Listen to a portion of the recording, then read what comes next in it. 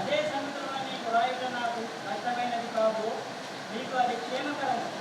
దుఃఖుల విషయమై జాగ్రత్తగా ఉండుడి, దుష్టులైన పనివారి విషయమై జాగ్రత్తగా ఉండుడి, ఈ వేదన ఆచరించు వారి విషయమై జాగ్రత్తగా ఉండుడి. ఎందుకనగా శరీరమును అస్పదము చేసుకొనక దేవుని యొక్క ఆత్మ వలన ఆరాధించు విశ్లేషణకు అస్పయపడుతున్న మనమే సున్నతి ఆచరించువాడు కావాలంటే నేను శరీరమును అస్పందనం చేసుకునవచ్చు. మరి ఎవరైనా శరీరమును అస్పందనం చేసుకున్నట్లయితే కూడా నేను మరి ఎక్కువగా చేసుకునవచ్చు. ఎనిమిదవ దినమున సున్నతి పొందితిని. ఇశ్రాయేలు వంశస్థుడైన బెన్యామీను గోత్రములో పుట్టి హెబ్రీయుల సంతానమైన యూదులనై ధర్మశాస్త్ర విషయంలో పరిశీలులై ఆసక్తి విషయంలో సంఘమును హింసించువారనై ధర్మశాస్త్రం వలన నీతి విషయమై అనిందులనై ఉంటుంది. అయినను ఏవేవి నాకు లాభకరములై ఉండేనో వాటిని క్రీస్తు నిమిత్తం నష్టంగా ఎంచుకుంటుంది. నిశ్చయంగా నా ప్రభువైన యేసుక్రీస్తును పుట్టిన అతి శ్రేష్టమైన జ్ఞానం నిమిత్తం సమస్తమును నష్టంగా ఎంచుకుంటున్నాను. క్రీస్తును సంపాదించుకొని ధర్మశాస్త్రమైన నా నీతిని కాక క్రీస్తునందరి విశ్వాసములైనను నీతి అనగా విశ్వాసమును బట్టి దేవుడు అనుగ్రహించి నీతి గలవాడనై ఆయన యందు అదుపడు నిమిత్తము ఏ విధము చేతనైనను మృతులలో నుండి నాకు పునరుత్థానం కలగవలెనని ఆయన మరణ విషయంలో సమాన భావం కలవాడనై ఆయనను ఆయన పునరుత్థాన బలమును ఎరుగు నిమిత్తము ఆయన శ్రమలో పాలువాడనాగుట వ్యక్తిలో ఎరుగు నిమిత్తము సమస్తమును నష్టపరుచుకొని వాటిని పెంటతో సమానంగా ఎంచుకుంటున్నాను. ఆమేన్. ప్రార్థించుకుందాం. పరిశుద్ధుడా యేసయ్య, మరొకసారి మీకు వందనాలు. ఈ యొక్క మధ్యాహ్న కాల సమయమందు కొన్ని నిమిషాలు మీ వాక్యాన్ని ధ్యానిస్తుండగా పరిశుద్ధ ఆత్మదేవుడా మీ వాక్యం ద్వారా మాతో మాట్లాడి ప్రభా మాకు కావాల్సిన ఆత్మీయ సత్యాలు నేర్పించండి. మీ వాక్యం ద్వారా మా హృదయాన్ని తెప్పరిలో చేయండి అయ్యా. మీ వాక్యం ద్వారా మమ్మల్ని బలపరిచి పురికొల్పి ప్రోత్సహించి మీరే మహిమ పొందుకోమని క్రీస్తు నామములో ప్రార్థించి వేడుకొంచున్నాం తండ్రి. ఆమేన్. ఈ వచనాలు మనం చదివాం, 1 నుండి 11 వచనాలు. కానీ ముఖ్యంగా మనం ధ్యానించేటివి చివరిలో 10, 11 వచనాలు ధ్యానిస్తాం. 9, 10, 11 వచనాలు చెప్పే అంశం ఏమిటంటే క్రీస్తు యొక్క పునరుద్ధాన శక్తి. ఈ అంశం ఇక్కడ నుండి తీసుకోబడ్డది 11 వచనం నుండి. క్రీస్తు యొక్క పునరుద్ధాన శక్తి. కనుక క్రీస్తుని తెలుసుకోవడం అంటే ఆయన యొక్క పునరుద్ధానాన్ని తెలుసుకోవడం. పౌలు ఇక్కడ అదే చెప్తా ఉన్నాడు. క్రీస్తుని తెలుసుకోవడం, క్రీస్తుని ఎరగడము, వ్యక్తిగతంగా క్రీస్తుని ఎరగడము, అలాంటి అనుభవం కలిగి ఉండాలని పౌలు ఇక్కడ మనకు తెలియపరుస్తున్నాడు. కనుక నేను పునరుద్ధానం అంటే అర్థం ఫస్ట్ దాని మీనింగ్ చూద్దాం, దాని తర్వాత ముందుకెళ్దాం. పునరుద్ధానం, కొద్దిమంది పునరుద్ధానం అంటే తెలియని వారు కూడా ఉన్నారు. ఎందుకంటే ప్రార్థనలు కొన్నిసార్లు ప్రభా సబ్బాత్ నుండి ఈ సబ్బాత్ వరకు అంటారు. సబ్బాత్ అంటే శనివారం, ప్రభుదినము అది ఆదివారము, పునరుద్ధాన దినము అది ఆదివారం, ప్రభుదినము. కనుక పునర్ అంటే తిరిగి, పునర్ తెలుగులో కానీ సంస్కృతిలో కానీ పునర్ అంటే తిరిగి, ఉద్ధానం అంటే లేచుట, అనగా తిరిగి లేచుట, దాన్నే పునరుద్ధానము అంటారు. కానీ గ్రీక్ భాషలో చాలా చక్కగా వాడారు. గ్రీక్ భాషలో చూసినట్లయితే అనస్థేషియా అంటే మన అందరికీ తెలుసు, కొద్దిగా స్త్రీలకు బాగా తెలుసు. ఎందుకని అనస్థేషియా అనేది ఆ పేరు గ్రీక్ మూలానికి చెందింది. దీని అర్థం ఏంటంటే పునరుద్ధానము లేదా పునరుద్ధరణ లేదా పునర్జీవము. మనందరికీ తెలుసు అనస్థేషియా ఎప్పుడు ఇస్తారంటే డెలివరీ టైంలో కానీ, ఆపరేషన్ చేసేటప్పుడు కానీ, పెద్ద సర్జరీ చేసేటప్పుడు ఇస్తారు. ఎందుకు? ఆ భాగము చొచ్చబడిపోతుంది. లేకుంటే కొన్నిసార్లు మనుషులు ఏం చేస్తారంటే మత్తులోకి జారుకుంటారు. మత్తు ఇంజెక్షన్ ఇచ్చినంత మాత్రాన వాళ్ళు చనిపోలేదు. మళ్ళీ 1, 2 గంటలు, 3 గంటల తర్వాత మళ్ళీ మేలుకుంటారు. అది అర్థం. గ్రీక్ భాషలో అక్కడి నుండి వచ్చిన పదం ఇది. అనస్థేషియా అనే మాట నుండి వచ్చింది. యాక్చువల్లీ మాట పునరుద్ధానం అనే మాట అక్కడి నుండి తీసుకోబడ్డది. దానికి ఎంత అర్థం ఉంది చూడండి. కనుక అది, కానీ దాని అర్థం ఏంటంటే మళ్ళీ తిరిగి లేవడం అనేటువంటి అర్థాన్ని మనకిస్తుంది. పునరుద్ధానం అంటే ఏంటి మనం చూసినట్లయితే బైబిల్లో ఏం రాయబడదంటే, బైబిల్లో పునరుద్ధానం అనే విషయాన్ని మనం చూసినట్లయితే అది అనువాదించబడినటువంటి పదం ఏంటంటే ఇప్పుడే చెప్పాను నేను. దయచేసి 1 కొరింథీయులకు వెళ్దాం. 1 కొరింథీయులు 15వ అధ్యాయము 12, 13 వచనాలు చూద్దాం. ఆ, క్రీస్తు మృతుల నుండి లేపబడి ఉన్నాడని ప్రకటింపబడుతుండగా ఆ, మీలో కొందరు మృతుల పునరుత్థానం లేదని ఎట్లు చెప్పుచున్నారు? ఉమ్. మృతుల పునరుత్థానం లేని యెడల క్రీస్తు కూడా లేపబడి ఉండలేదు. లేపబడి ఉండలేదు. కనుక పునరుద్ధానం అనగా లేవడము, మళ్ళీ నిల్చోవడము అనే అర్థాలని మనకిస్తుంది.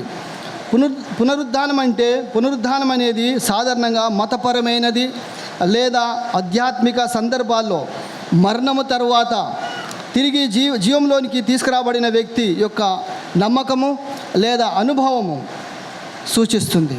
కనుక ఇప్పుడు చూసాం పునరుద్ధానం అంటే ఏంటో చూసాం, తిరిగి లేచుట, తిరిగి లేచుట. కనుక క్రీస్తు పునరుద్ధానుడు అయ్యాడు, క్రీస్తు తిరిగి లేచాడు. దానికి ఎన్నో ఆధారాలు ఉన్నవి. ఈరోజు నేను అవి చెప్పను. ఎన్నో ఆధారాలు మనకు బైబిల్లో రాయబడి ఉన్నవి. కనుక ఆయన పునరుద్ధారణ అయ్యాడు కనుకనే ఈరోజు మనము జీవిస్తున్నాం. కనుక ఇక్కడ చూసిన ఫిలిప్పీ 3:1-11 ఏం చూసామంటే దేవుని యొక్క పునరుద్ధాన శక్తి మరి అదేమిటో మనం చూద్దాం. దేవుడు మనల్ని మృతుల్లో నుండి అమర్త్య జీవితానికి లేపగలడు. అదే పునరుద్ధానము. అది హామీ ఇస్తుంది, బైబిల్లో హామీ ఇవ్వబడ్డది. కొత్త నిబంధనలో చాలాసార్లు మా మాట మనం వింటున్నాం. కనుక క్రైస్తవులకు ఉన్నటువంటి ఒక గొప్ప నిరీక్షణ ఏంటంటే మనం చనిపోయినా కానీ సైతము దేవుడు లేపగల శక్తిమంతుడు. ఎందుకంటే ఆయన తిరిగి లేచాడు కనుక. ఒకవేళ ఆయన లేవనట్లయితే మనకు కూడా నిరీక్షణ ఉండేది కాదు, మనకు కూడా నమ్మకం ఉండేది కాదు. కనుక 1-3 దేని గురించి రాయబడ్డావంటే జాగ్రత్త వినండి, దయచేసి అవుట్లైన్ చూడండి. 1-3 చదవడైనటువంటి లేఖనంలో 1-3 దేని గురించి అంటే క్రీస్తు నుండి మీ దృష్టిని మలుచుకునే వారి పట్ల జాగ్రత్తగా ఉండుడి అంటున్నాడు. క్రీస్తు నుండి దృష్టి మలుచుకోవడము అంటే వేరే విషయాలకు ఆకర్షింపబడము, అంటే ముఖ్యంగా తప్పుడు బోధకుల తట్టు ఆకర్షింపబడము. మనం ఉంటున్నటువంటి రోజులు భయంకరమైన రోజులు. కనుక తప్పుడు బోధలకు మనం చాలా దూరంగా ఉండాలి.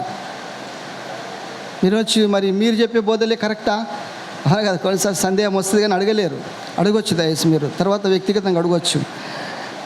మనం చెప్పేది వాళ్ళు చెప్పేది అది బైబిల్ ఆధారం ఉంటే పర్లేదు, ఎవరు చెప్పినా పర్లేదు. కానీ బైబిల్ ఆధారం పైన బోధలు ఉండాలి.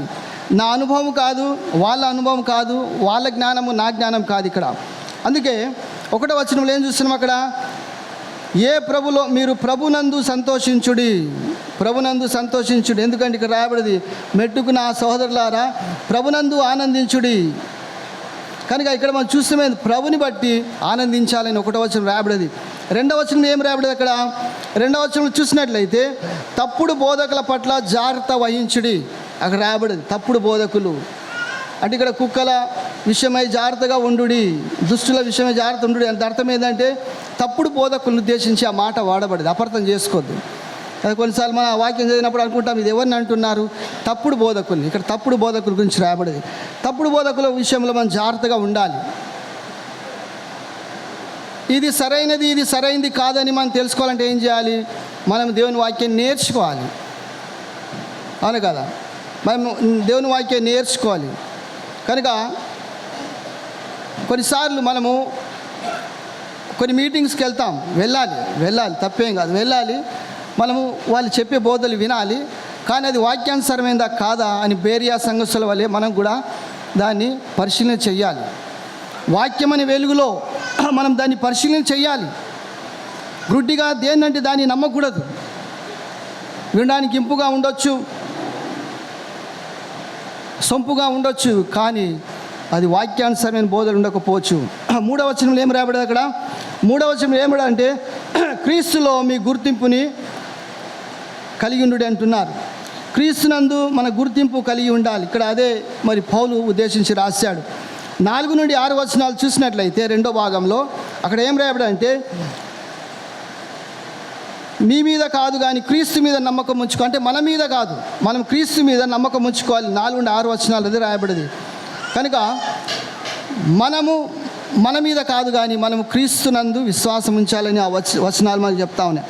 చూడండి 4వ వచనం చూసినట్లయితే ఇక్కడ ఏం రాయబడింది, చదవండి ఒకసారి చదవండి.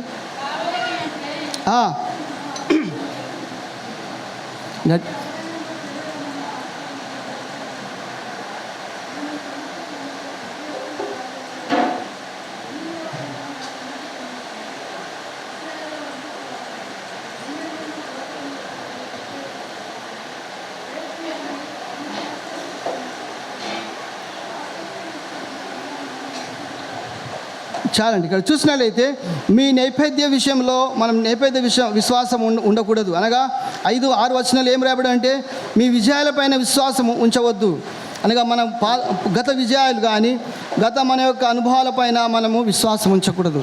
దేవుని వాక్యం పైన దేవునిపైనే మన విశ్వాసం కలిగి ఉండాలని ఈ వచనాలు చెప్తా ఉన్నాయి. అయితే ముందుకెళ్ళినట్లయితే 7వ వచనంలో ఏం రాయబడి అంటే క్రీస్తు నిమిత్తము వీటిని నష్టముగా ఎంచుకోవాలి. కనుక పౌలు మంచి విద్యా అనుభవం కలిగిన వ్యక్తి.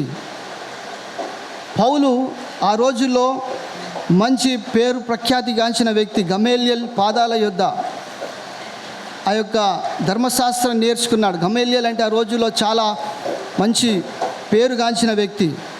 అలాంటి వ్యక్తి ఇప్పుడు ఏమంటున్నాడు, సమస్తాన్ని క్రీస్తు నిమిత్తము నష్టముగా పెంటగా ఎంచుకొంచున్నాడు. కనుక దేన్నైతే మనము అధికంగా ప్రేమిస్తామో దాన్ని క్రీస్తు నిమిత్తము దాన్ని పెంటగా మనము భావించి, ఎందుకంటే ప్రథమ స్థానం క్రీస్తుకి ఇవ్వాలి మన జీవితాల్లో కానీ మన కుటుంబాల్లో కానీ. అందుకే ఇక్కడ 8 నుండి 11 వచనాలు ఈరోజు ధ్యానించాం ఆ మాటలు. క్రీస్తుని తెలుసుకోవడము మన జీవితం అత్యున్నత కోరికగా ఉండాలి. అనగా క్రీస్తుని ఎరగడము లేదా క్రీస్తుని తెలుసుకోవడం అనేది మన జీవితంలో అత్యున్నత కోరికగా ఉండాలి. పౌలు అదే కోరుకుంటున్నాడు. నేను ఎరుగుదును అంటున్నాడు. వ్యక్తిగతంగా మనము క్రీస్తుని ఎరిగిన వారమై ఉండాలి. క్రీస్తును మనం వ్యక్తిగతంగా ఎరిగిన వారమై ఉండాలి. అది ఇక్కడ చెప్పబడుతుంది. కనుక దయచేసి చూసినట్లయితే క్రీస్తు 8వ వచనం చూడండి. క్రీస్తు అనగా ఆయన తెలుసుకోవడము, ఆయన విషయంలో సమస్తాన్ని నష్టముగా దాన్ని భావించడం. కనుక క్రీస్తుని లోకమంతా ఒక్కతైతే క్రీస్తు మనకు కావాలి. లోకము ఒకది తట్టు, క్రీస్తు మన తట్టు. మన క్రీస్తు వారము, క్రీస్తు మనవాడు కనుక మనం క్రీస్తుని కలిగి ఉండాలి. 9వ వచనంలో చూసినట్లయితే విశ్వాసం ద్వారా వచ్చే నీతిని క్రీస్తులో కనుగోవాలి. కనుక విశ్వాసం ద్వారా వచ్చే నీతి, 2 రకాల నీతులు ఇక్కడ. ఒకటి విశ్వాసం ద్వారా వచ్చే నీతి, రెండోది క్రియల ద్వారా వచ్చే నీతి. క్రియల ద్వారా వచ్చేది అది నీతి ఇక్కడ రాయబడింది. కనుక మరి ఇక్కడ ధర్మశాస్త్రంలో ఆజ్ఞలు ఇవ్వబడ్డవి. ధర్మశాస్త్రం అంతటికి లోబడిన వ్యక్తి ఒకే ఒక వ్యక్తి, ఆయన మన ప్రభువైన యేసుక్రీస్తు. నువ్వు 9 ఆజ్ఞలు పాటించవచ్చు, ఒక ఆజ్ఞను అతిక్రమించినట్లయితే దేవుని దృష్టిలో పాపమే. అందుకని ఇక్కడ విశ్వాసం ద్వారా వచ్చే నీతి క్రీస్తులో మనం కనుగొనాలి. 10వ వచనంలో ఇక ముందు చూసినట్లయితే అతని మరణము మరియు పునరుద్ధానము క్రీస్తు వలె అది జరిగిందని మనం తెలుసుకోవాలి. కనుక పునరుద్ధానం యొక్క శక్తి, ఇప్పుడు వస్తున్నాం. పునరుద్ధానం యొక్క శక్తి ఏంటంటే మరణంపై విజయము. జాగ్రత్తనండి. పునరుద్ధానం శక్తి ఏంటంటే మరణంపై విజయము. సమాధి పైన క్రీస్తు విజయం యొక్క పరిణామాలు మనం చూడవచ్చు. నేను ఇంతకుముందు చెప్పాను, మరణము క్రీస్తుని బంధించలేకపోయింది, సమాధి క్రీస్తుని అడ్డుకోలేకపోయింది. కొద్దిమంది బైబిల్లో నమ్మేది ఏంటంటే యేసుక్రీస్తు మరి ఆయన నరకం యుద్ధకు వెళ్ళి అక్కడ ఉన్నటువంటి ఆత్మలు అనగా అక్కడ ఉన్నటువంటి దూతలతో ఏమంటాడంటే, ఓ మరణమా నీ ముల్లెక్కడా, ఓ మరణమా నీ విజయం ఎక్కడ అన్నాడు. ఎందుకంటే మరణమును ఆయన ఓడించాడు కనుక మరణంపై విజయం కలిగింది. మరణము మృంగివేసింది. మరణము ఓడిపోయినది, మరణము చనిపోయినది, మరణాన్ని ప్రభువు అంచివేశాడు. అందుకే మరణం అంటే భయపడాల్సిన అవసరం లేదు. మనం దేవుని బిడలంగా మరణం అంటే భయపడాల్సిన అవసరం లేదు. ఎవరైతే దేవునిలో బలంగా ఉంటారో, విశ్వాసంలో బలంగా ఉంటారో వారు మరణం అంటే భయపడరు. ఎందుకంటే వారు ఈ లోకాన్ని విడిచి దేవుని యొద్ద ఉండడానికి ఇష్టపడుతున్నారు కనుక ఇంతకంటే అది చాలా శ్రేష్టమైన స్థలం. అందుకే మరణంపై విజయం కలిగింది. సమాధిపై క్రీస్తు విజయం యొక్క పరిణామం మొట్టమొదటిగా చూసినట్లయితే పాపంపై విజయం కలిగింది. పాపం మనని ఏలుచున్నది, పాపం మనపై ప్రభుత్వం చేయించున్నది. కానీ నేను ఇంతకుముందు చెప్పాను ఏంటంటే మనం దేవుని నమ్మనప్పుడు పాపం మనని గట్టిగా కౌగిలించుకున్నది, పాపం మనని గట్టిగా బంధించింది గట్టిగా. కానీ ఎప్పుడైతే మనం రక్షింపడ్డామో పాపం మనం విడిచింది, కానీ మనం పాపంని గట్టిగా కౌగిలించుకుంటున్నాం. అది వ్యత్యాసం చూడండి. కానీ దేవుని స్తోత్రాలు, దేవుడు పాపం పైన మనకు విజయాన్ని ఇచ్చాడు. అంటే ఇంకా పాపపు వేర్లు మనలో ఉన్నవి, కానీ మరి పాపానికి మనం దాసులము కాదు, పాపానికి మనం బానిసత్వము కాదు. ఎందుకంటే ప్రభు దాని నుండి విడిపించాడు. పాపం నుండి విజయము, మరణం నుండి విజయము, దేవుడు చీకటి నుండి అనగా నరకం నుండి దేవుడు మనకు విజయాన్ని ఇచ్చాడు. ఆయన మరణం ద్వారా మనకి ఎన్నో విజయాలు వచ్చాయి. ఒకసారి ఆలోచించండి. ఆయన అందుకే శుభ శుక్రవారం అంటారు. రెండో చూసినట్లయితే మోక్షానికి మన ప్రభు హామీ ఇచ్చాడు. ఆ హామీ ఏంటంటే పునరుద్ధానం పైన విశ్వాసులకు ఒక ఆశ కలిగింది, విశ్వాసులకు ఒక నిరీక్షణ వచ్చింది, విశ్వాసులకు ఒక నమ్మకాన్ని ప్రభు కలుగచేశాడు. అందుకే మనము అన్యుల వలె ఉండకూడదు. మనకు మోక్షం అనేది దేవుడు ఇచ్చాడు. నిత్య జీవము, పరలోక రాజ్యాన్ని దేవుడు మనకు అనుగ్రహించాడు. మనము దేవుని పిల్లలము. దేవుడు ఎక్కడ ఉంటాడో మనం అక్కడ ఉంటాం. అందుకే ఆయన అంటున్నాడు, నేను వచ్చి మిమ్మల్ని యోహాను సువార్త 14:1 ఏం రాయబడింది? మీ హృదయములను యోహాను సువార్త 14:1 మీ హృదయములను కలవరి పడనీయకుడి, దేవుని యందు విశ్వాసం ఉంచుడి, విశ్వాసం ఉంచుడి, నా తండ్రి ఇంట అనేక నివాసములు కలవు, లేని ఎడలా నేను మీతో చెప్పుదును. వెలుచున్నాను, నేను వెళ్ళి మీ కొరకు ఒక స్థలము సిద్ధపరచదనా, నేనుండు స్థలములలో మీరు ఉండులాగునా మరలా వచ్చి నా యొద్ద ఉండుటకు తీసుకొని వెళ్ళుదాం. చూడండి, అది గొప్ప మాటలు. ప్రభు మాట్లాడిన మాటలు అవి ఎంతో నిరీక్షణ, అందులో ఎంతో ఒక ఆశతో ఉన్నటువంటి మాటలు. కనుక మనకి ఏమైందంటే ఇక్కడ మోక్షానికి హామీ ఇచ్చాడు. పునరుద్ధానంపై విశ్వాసులకు ఆశ కలిగింది. మనం పునరుద్ధానాన్ని నమ్ముతాం. కొద్దిమంది నమ్మరు. యేసుక్రీస్తు కాలంలో కానీ పౌలు కాలంలో నమ్మని వారు ఉన్నారు.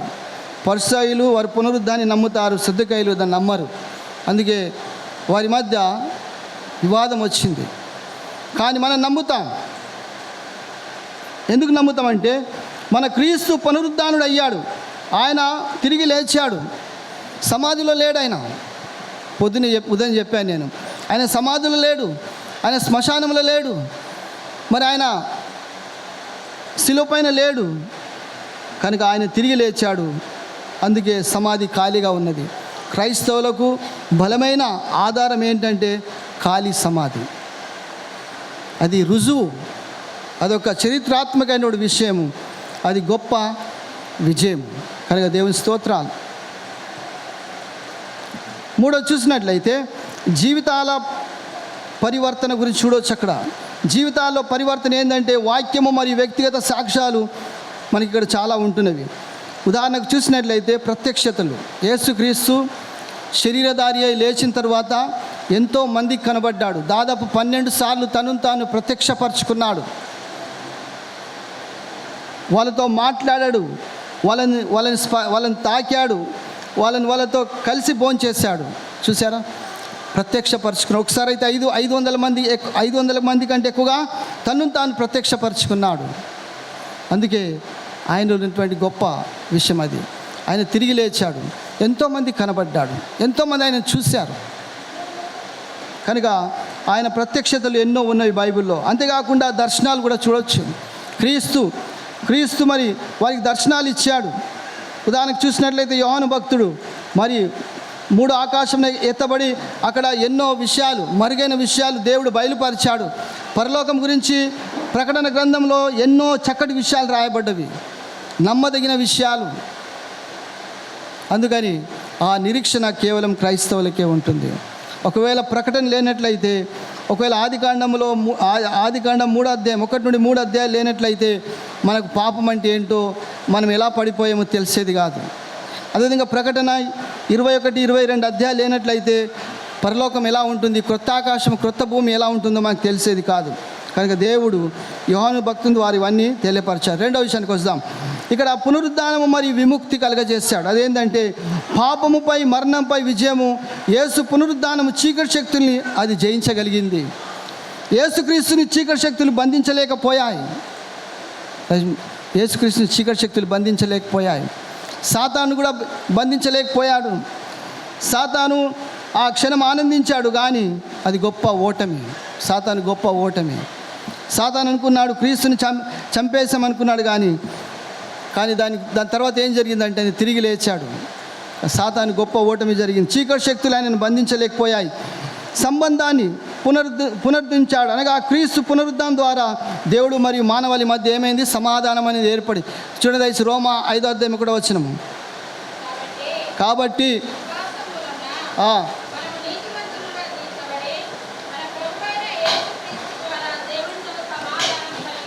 దేవునితో సమాధానం కలియుందుము. దేవునితో సమాధానం కలియుందుము. ఉదాహరణ నేను మీకు చెప్తాను. దేవునితో సమాధానం మనకు ఎలా ఉందంటే, మనకు దేవునితో శత్రుత్వం ఉంది. ఎందుకంటే మనం లోకాన్ని ప్రేమిస్తున్నాం. యాకోబు పత్రిక తీయనవసరం లేదు. 4వ అధ్యాయం 4వ వచనం. యాకోబు 4:4 ఏం రాయబడింది? వ్యభిచారులారా, ఓ వ్యభిచారులారా, లోక స్నేహము దేవునితో వైరం కాదని మీరు ఎరగరా? అదేవిధంగా యోహాను పత్రిక 1వ అధ్యాయం 2వ అధ్యాయం 15-16 వచనం ఏం రాయబడింది? లోకమును ప్రేమించే వారిలో ఏముంటుందంట? ఓ దేవుని ప్రేమ వానిలో ఉండదు. లోకంలో ఉన్నదంతయు నేత్రాశ, శరీరాశ, జీవపు డంబమే. అందుకే లోకంను ఎవడు ప్రేమించునో వానిలో దేవుని ప్రేమ ఉండదు. అందుకే మనం దేవుని యొక్క శత్రువులము. కానీ దేవుని స్తోత్రాలు, క్రీస్తు మరణం ద్వారా మనకి ఈరోజు సమాధానం అనేది ఉంది. దేవునితో సహవాసం అనేది ఉంది. అందుకే దేవుడు మనకు ఒక చక్కటి అవకాశం ఇచ్చాడు. ఏమిచ్చాడు? ఆయన యొక్క సింహాసం ఏమిట, కర్ణపీఠం ఏమిట, సింహాసం ఏమిట మనము ఏ క్షణమైనను ఎప్పుడైనాను ఆయన యొద్దకు రాగలుగుతాం. మనకు యాక్సెస్ ఇచ్చాడు. మనము తండ్రి, అబ్బా, నాయనా అని మొరపెట్టగలుగుతున్నాం. అది కేవలము మనకిచ్చిన గొప్ప ధన్యత, భాగ్యంగా భావించాలి. కనుక దేవుడు మనకు ఎన్నో గొప్ప మేలులు చేశాడు. ఈ యొక్క సంబంధాన్ని ఏర్పరిచాడు. ఈరోజు మనం సంబంధం కలిగి ఉన్నామంటే దానికి కారణం క్రీస్తే. అందుకని మనము క్రీస్తుకు కృతజ్ఞత కలిగి ఉండాలి. మూడో చూద్దాం. ఇక్కడ మూడో చూసినట్లయితే, బానిసత్వం నుండి విముక్తి కలుగ చేశాడు. పాపము సంఖ్యలను దేవుడు తెంచేశాడు. నమ్మిన వారందరికీ కొత్త జీవితాన్ని అందజేశాడు. చూసారా? పాపపు సంఖ్యలు. దేవుని వాక్యం ఏమంటుంది? రోమలో రాయబడింది కదా, ఈ దౌర్భాగ్యం నుండి మనను ఎవడు రక్షించగలడు? కనుక మనము పాపపు సంఖ్యలతో బంధింపబడ్డాం. పాపానికి బానిసలుగా అయిపోయాం. త్రాగుబోతులు చూడండి, త్రాగుబోతులు వాళ్ళకి నిజంగా తాగాలని ఉండదు, కానీ వాళ్ళు తాగేస్తారు. ఎందుకంటే దానికి బానిస అయిపోయారు. కొద్దిమంది దానికి బానిస అయిపోయారు, తెలియకుండానే దాన్ని తాగేస్తారు. దాని వాసనకు ఆకర్షితులవుతారు, లేకపోతే ఆ స్థలాలకు ఆకర్షితులవుతారు. అది చిన్న స్లో పాయిజన్గా స్టార్ట్ అవుతుంది. యవనస్తులు కూడా కొద్దిమంది త్రాగడం ఎలా ప్రారంభిస్తారు? స్లోగా ఒక పెగ్గు పోయి, రెండు పోయి, క్వార్టర్ పోయి, అట్లా ఫుల్ అవుతుంది, హాఫ్ అయి ఫుల్ అవుతుంది. కనుక ఏదైనా సరే స్టార్టింగ్ కొంచెమే. పాపం కూడా అలాంటిది, స్లో పాయిజన్ అంటారు. అది స్వీట్ కోటెడ్ పాయిజన్ లాంటిది. ఇంతకుముందు చెప్పాను, కొన్ని ట్యాబ్లెట్లు ఎలా ఉంటవి, అవి క్షణంలో, 1-2 క్షణంలో మింగివేయాలి. పొరపాటున ఇంకా చాలాసేపు నేలక పైన ఉంచుకున్నాం అనుకో, అది ఈ పక్క ఆ పక్క నేలక పైన తిరిగింది అనుకో, దానంత చేదు ఇంకేది ఉండదు. దాన్ని షుగర్ కోటెడ్ అంటారు. దాని మీద షుగర్ కోట్ పెడతారు, కానీ లోపల భయంకరమైన చేదు ఉంటుంది. కనుక నేను చెప్పేది ఏంటంటే, పాపం కూడా అలాంటిదే. బానిసత్వం నుండి విముక్తి, పాపపు సంఖ్యల నుండి దేవుడు మనల్ని విముక్తి పరిచాడు, సంఖ్యలను తెంచివేశాడు. మనకు పాపం నుండి విముక్తి ఆయన, ఎందుకంటే అది మరణం ద్వారా, ఆయన పునరుద్ధానం ద్వారా అనేది సాధ్యమైనది. ఈరోజు మనము పాపం నుండి విముక్తి పొందామంటే, పాప బానిసత్వం నుండి విడిపింపబడ్డాం. ఇప్పుడు మనము సాతాను యొక్క దాసులము కాదు. మన దాసుడు ఎవరు? మన యజమానుడు ఎవరు? మన ప్రభువైన యేసుక్రీస్తు. కనుక కొద్దిమంది ఇంకా 2 యజమానులకు దాసులుగా ఉంటున్నారు. బైబిల్ ఏం రాయబడింది? నువ్వు 2 యజమానులకు దాసుడుగా ఉండనేరవు. ఒకటి లోకమునకైనను లేదా క్రీస్తుకైనను నువ్వు దాసుడుగా ఉండాలి. కానీ ఇద్దరిని సంతోష పెట్టలేము, ఇద్దరికి దాసులుగా ఉండలేము. అందుకే మన దాసుడు ఇప్పుడు మన యజమానుడు ఎవరంటే, మన యజమానుడు మన ప్రభువైన యేసుక్రీస్తు అనే విషయాన్ని మర్చిపోకూడదు. అందుకే ఇక్కడ గమనించినట్లయితే, విశ్వాసం ద్వారా వచ్చిన నీతిని క్రీస్తులో మనం కనుగొన్నాం. 9వ వచనంకి వెళ్దాం, చూడండి దయచేసి. ధర్మశాస్త్రం మూలములైన నా నీతిని గాక క్రీస్తునందు విశ్వాసములైన నీతి అనగా విశ్వాసం బట్టి దేవుడు అనుగ్రహించిన నీతి గలవాడనై ఆయన యందు అగపడు నిమిత్తమును. చాలండి. ఇక్కడ చూసినట్లయితే విశ్వాసం ద్వారా వచ్చిన నీతిని క్రీస్తులో మనం కనుగొన్నాం కనుక, మరియు అతనిలో మనం ధర్మశాస్త్రంలో వచ్చిన మన సొంత నీతి లేదు, కానీ క్రీస్తులో విశ్వాసం ద్వారా వచ్చిన దేవుని నుండి వచ్చిన మరియు విశ్వాసం ద్వారానే మనం నీతిమంతులుగా తీర్చబడ్డాం. పౌలు ఇలా అంటున్నాడు, నేను క్రీస్తుని మరి ఆయన యొక్క పునరుద్ధాన శక్తిని తెలుసుకోవాలనుకుంటున్నా అంటున్నాడు అక్కడ 10వ వచనంలో. కనుక ఎఫెసీ 1:20 కూడా చూడొచ్చు, దేవుడు క్రీస్తు మృతుల నుండి లేవడంలో ఎంతో గొప్ప శక్తిని ప్రయోగించాడు. కనుక క్రీస్తు పునరుద్ధానము శక్తి ఉంది. క్రీస్తు యొక్క పునరుద్ధానంలో శక్తి ఉంది కనుక మనము క్రీస్తు కొరకు జీవించినప్పుడు ఆ శక్తి మనకు అందుబాటులో ఉంటుంది. అది మనకు అందుబాటులో ఉంటుంది కనుక ఆ విషయాన్ని మనం తెలుసుకోవాలి. అంతేకాకుండా పరిశుద్ధాత్మ ద్వారా దేవుని నుండి అది వస్తుంది. ఆ శక్తి ఎక్కడి నుండి వస్తుంది? పరిశుద్ధాత్మ ద్వారా దేవుని నుండి అది దేవుడు మనకు అనుగ్రహిస్తాడు. అదే ఇక్కడ 10 వచనం రాయబడింది. అందుకని మనం ఎప్పుడైతే బలహీనంగా ఉంటామో అప్పుడే మనము బలవంతులమవుతాం. ఎందుకంటే మనము దేవునిపైనే ఆధారపడి ఉంటాం కనుక దేవుడు తన బలాన్ని మనకు సమకూరుస్తాడు. కనుక దేవుడు ఇక్కడ పౌలు అదే అంటున్నాడు, ఆయనను వ్యక్తిగతంగా తెలుసుకోవాలని ఒక ఆశ ఉంది. ఆయన పడినటువంటి శ్రమల్లో పాలిభాగస్తుడు కావాలని, ఆయనలో ఇంకా ఎదగాలని పౌలు కోరుకుంటున్నాడు. ఫిలిప్పీ 1:29 ఏం రాబడది? ఫిలిప్పీ 1:29 వచ్చిన ఏం రాబడదంటే, ఏలైనగా క్రీస్తు యేసునందు విశ్వాసం ఉంచడం మాత్రమే కాదు కానీ ఆయన యందు ఆయన పక్షమున మనము శ్రమ పడుటయు కూడా మనకు అనుగ్రహింపబడెను. కనుక క్రీస్తుని నువ్వు నమ్మిన ఎడల క్రీస్తు కొరకు నువ్వు శ్రమ పడుటకు ఇష్టపడాలి. అదే ఇక్కడ అంటే అయితే ఇక్కడ పౌలు క్రీస్తు శక్తిని మాత్రమే తెలుసుకోవాలనుకోవడం లేదు, కానీ ఆయన అంటున్నాడు తన బాధల్లో కూడా పాలు పంచుకోవడానికి ఆయన సాంగత్యం కలిగి ఉండాలనుకుంటున్నాడు, ఆయనతో సావాసంలో ఎదగాలనుకుంటున్నాడు. అందుకే ఇక్కడ చూసినట్లయితే పౌలు అన్నిటికంటే ఎక్కువగా తెలుసుకోవాల్సింది కోరుకుంటున్నాడు. అదేంటంటే బాధల్లో మరియు బాధల్లో కూడా ప్రభుతో నిలవాలని కోరుకుంటున్నాడు. అందుకని దేవుని బిడలంగా మనము దేవుని నుండి ఎప్పుడు మేలే కాదు, కానీ దేవుని నుండి శ్రమలైనా సరే మరి కష్టాలైనా సరే భరించడానికి సిద్ధంగా ఉండాలి. మనము దేవుని నుండి ప్రతిసారి, అందుకే యోబు భార్యలాగా ఉండకూడదు. మనం కొద్దిమంది చూస్తాం కదా, దేవుని నుండి ఎప్పుడు మేలే కోరుకుంటారు. యోబు భార్యను యోబు గద్దించాడు, మూర్ఖురాలు అన్నాడు. మనము దేవుడిచ్చే ప్యాక్ అండ్ పార్సల్ ఏదైనా సరే దాన్ని పుచ్చుకోవాలి. ఎందుకంటే దేవుడు ఏది చేసినా మనకు శ్రేష్టమైనదే చేస్తాడు. నేను ముగిస్తాను. ఇక్కడ గమనించినట్లయితే ఒక పాత కథ ఉంది. దాన్ని ఏమంటారంటే, ప్రతి ఒక్కరు స్వర్గానికి వెళ్ళాలని కోరుకుంటారు. మంచిదే కదా, ప్రతి ఒక్కరు స్వర్గానికి వెళ్ళాలని కోరుకుంటారు, కానీ ఎవరు చనిపోవాలని కోరుకోరు. స్వర్గానికి వెళ్ళాలంటే ఏం కావాలి? చనిపోవాలి, అవునా కదా? ఒక వ్యక్తి దేవునితో ప్రార్థిస్తున్నాడంట, ప్రభువా నేను మీ సన్నిధానంలో ఉండాలని కోరుకుంటున్నాను, మేము దర్శించాలని కోరుకుంటున్నాను, మేము ముఖ దర్శనం చేయాలని కోరుకుంటున్నాను అంటున్నాడు. అని ఏం ప్రార్థిస్తున్నో తెలియదు. ఎందుకంటే నువ్వు దేవుని సన్నిధానంలో ఉండాలంటే నువ్వు చచ్చి అక్కడ ఉండాలి. ఒకసారి పేపర్లో ఒక కార్టూన్ ఇచ్చారు. ఏమిచ్చారంటే రాజశేఖర్ రెడ్డిని వాళ్ళు ఏం చేశారంటే దూతలు పరలోకం తీసుకెళ్ళాయి. అంటే పేపర్లో ఒక చిన్న యాడ్ ఇస్తారు కింద. అప్పుడు అడిగాడు దేవుడు ఎందుకు ఈయన తీసుకొచ్చారంటే, అయ్యా ఈయన అందరూ దేవుడు దేవుడు అంటున్నారు కనుక ఈయనను అక్కడ తీసుకొచ్చినమంటారు. అంటే దేవుని లోకంలో ఉండకూడదు, దేవుడు ఎక్కడ ఉండాలంట?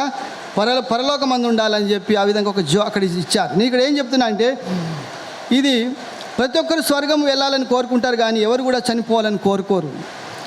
క్రైస్తవ జీవానికి అధికారం కలది, కానీ మరి మనము సొంత ఎజెండాలు ఏముంది అంటే చనిపోవడానికి మనము ఇష్టపడము. కనుక ఒక గోధుమ గింజ అది భూమిలో వేసిన తర్వాత అది చనిపోతేనే కదా మొక్క బయటికి వస్తుంది, చనిపోకుండా అది బయటికి రాదు. అదేవిధంగా మనం ఇక్కడ చూసినట్లయితే మనం ఎప్పుడైతే క్రీస్తునందు చనిపోతాం అప్పుడే మనము స్వర్గము లేదా దేవుని రాజ్యం చూస్తాం. కనుక ఇక్కడ నేను ముగించే ముందు మీకు కొన్ని విషయాలు చెప్పి ముగిస్తాను. అదేంటంటే, మొట్టమొదటిగా నీ జీవితంలో ఏదైనా నిన్ను క్రీస్తు నుండి ఆకర్షిస్తుందా, లేక క్రీస్తు యొద్దకు రావడానికి నేను అడ్డుకుంటుందా? అలాంటిది ఏమైనా ఉన్నట్లయితే దయచేసి నువ్వు దానికి దూరంగా ఉండాలి. తప్పుడు బోధలే కావచ్చు, లేకపోతే ఇంకా తప్పుడు కార్యాలే కావచ్చు, వాటికి నువ్వు దూరంగా ఉండాలని హెచ్చరిస్తున్నాం. రెండో చూసినట్లయితే మరి దేవుని చేత నువ్వు అంగీకరింపబడాలంటే మరి నీలో ఆ విశ్వాసం అనేది ఉండాలి. ఆ యొక్క విశ్వాసం అనేది నీలో ఉండాలి. కనుక ఒక రోజు రాబోతుంది, ఒకవేళ నువ్వు దేవుని ఎరగనని ఇప్పుడు అన్నట్లయితే దేవుడు తన దూతల యొద్ద నిన్ను ఎరగనని అంటాడంట. ఒకవేళ దేవుణ్ణి ఎరగడంలో నువ్వు అయిష్టపడ్డట్లయితే దేవుడు నిన్ను ఎరగడంలో కూడా అయిష్టపడతాడు. కనుక నువ్వు దేవుణ్ణి ఎరిగిన వాడవి ఉండాలి. మూడో చూసినట్లయితే చెప్పేది ఏంటంటే, ఇక్కడ గమనించినట్లయితే నీ క్రీస్తుని ఎక్కువగా తెలుసుకోవాలని ఆశ ఉన్నదా? అయితే ఆయన వాక్యం చదువు, ఆయన వాక్యం చదువు. ఎందుకంటే తన వాక్యం ద్వారా మనకు బయలుపరిచి ఉన్నాడు దేవుని బిడలంగా. మరి పౌలు చెప్పినట్లుగా మనం క్రీస్తుతో వ్యక్తిగత అనుభవం కలిగి ఉండాలి. పదే పదే ఈ మాట వాడుతుంటాను. మీకు తెలిసి ఏంటంటే చాలామంది అంటారు క్రీస్తు ఎవరో మాకు తెలుసు అంటారు. సంతోషం. ఈరోజు బ్యాప్టిజం తీసుకున్న వాళ్ళని కూడా ప్రశ్నిస్తారు నీళ్ళల్లో. వాళ్ళు కూడా చెప్తారు ఏమంటారంటే, క్రీస్తు ఎవరో నీకు తెలుసా? తెలుసు. క్రీస్తు నీ కొరకు ఏం చేశాడో తెలుసా? తెలుసు. క్రీస్తు చనిపోయాడని తెలుసా? తెలుసు. క్రీస్తు తిరిగి లేచాడని తెలుసా? తెలుసు. క్రీస్తు మరి ఒకవేళ నువ్వు చనిపోతే ఎక్కడికి వెళ్తావు అని బాగా చెప్తారు, కంటతో చెప్తారు. కానీ వ్యక్తిగత అనుభవం ఉండాలి. క్రీస్తు ఎవరో తెలుసు, కానీ క్రీస్తుకు నువ్వెవరో తెలుసా? చాలామంది క్రైస్తవులు క్రీస్తుకు తెలియని వారు ఉన్నారు. వాళ్ళ పేర్లు ఇంకా జీవ గ్రంథంలో రాయబడలేదు. వాళ్ళు చనిపోతే దేవుని రాజ్యం వెళ్తామనేటువంటి నిరీక్షణ కూడా వారిలో లేదు. సందేహంతో బతుకుతూ ఉన్నారు. వాళ్ళల్లో సందేహం ఏంటంటే, నేను నిజంగా రక్షింపడ్డానా? నేను రక్షింపడితే నాలో ఎందుకు మార్పు రావడం లేదు? నేను రక్షింపడితే ఎందుకు నా జీవితం మారడం లేదు? నేను ఎందుకు అవే తప్పిదాలు, అలాంటి పాపాలు మరలా మరలా మరలా చేయుచున్నాను? ఒకసారి పరీక్షించుకో. అందుకే క్రీస్తుని వ్యక్తిగతంగా ఎరిగిన అనుభవం పౌలు వలె నువ్వు కలిగి ఉండాలి. రెండవదిగా చూసినట్లయితే మరి క్రీస్తుతో కూడా నువ్వు శ్రమపడటకు సిద్ధపడి ఉండాలి. క్రీస్తు నిమిత్తము నువ్వు శ్రమను అనుభవించటకు, అవమానాన్ని అనుభవించటకు సిద్ధపడి ఉండాలి. అందుకే అదే క్రైస్తవత్వము, అదే నిజమైన క్రైస్తవులు. కనుక పౌలు వలె మనం కూడా దేవుని యొక్క పునరుద్ధాన శక్తిని ఎరిగిన వారమై ఉంటూ ఆయన కొరకు మనం సాక్షులుగా జీవిస్తూ శ్రమలైనను శోధనలైనను చివరికి మరణమైనను ఎదుర్కోవడానికి మనము సిద్ధపడి ఉండాలి. కనుక పౌలైతే ఆయన అంటున్నాడు, నా మట్టుకైతే బ్రతుకుట క్రీస్తే, చావైతే లాభము. ఆయన అంటున్నాడు, నేను క్రీస్తు ఉండడానికి ఇష్టపడతాను అంటున్నాడు.